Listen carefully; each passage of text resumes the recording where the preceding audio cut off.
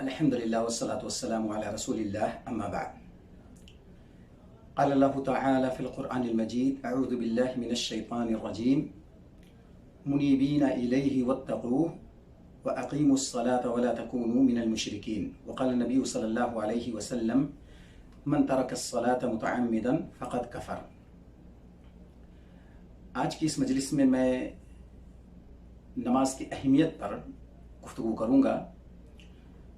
اللہ رب العالمین نے قرآن مجید کے اندر بیان فرمایا کہ اللہ کی طرف متوجہ ہوتے ہوئے اس سے ڈرتے رہو، اسی کی طرف اپنی لو لگا کر کے رکھو اور نماز قائم کرو، مشرکوں میں سے نہ ہو جاؤ۔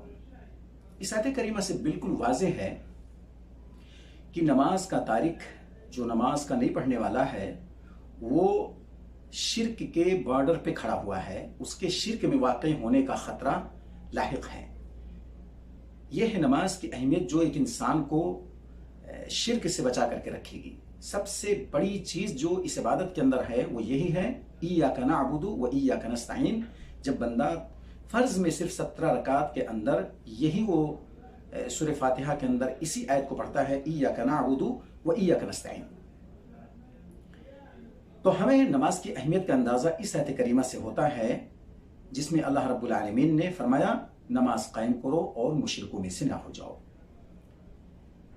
دوسری حدیث جو ہم نے آپ کے سامنے پڑھی، اللہ کے رسول نے بیان فرمایا من ترک الصلاة متعمدا فقد کفر، جس نے جان بوجھ کر کے نماز چھوڑی اس نے کفر کیا۔ یعنی نماز کا تارک، یہاں کے علماء کرام کے فتوی کی روشنی میں آپ دیکھیں گے کہ جان بوجھ کر عمدن نماز کو چھوڑ رہا ہے، وہ کفر کے اندر واقع ہو رہا ہے۔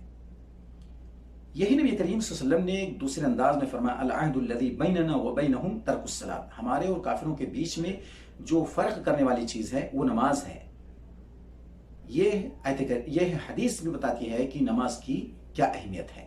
اللہ ہمیں نماز کی اہمیت کو سمجھنے کی اور اسے قائم کرنے کی توفیق عطا فرمائے۔ وآخر دعوانا ان الحمد للہ رب العالمین۔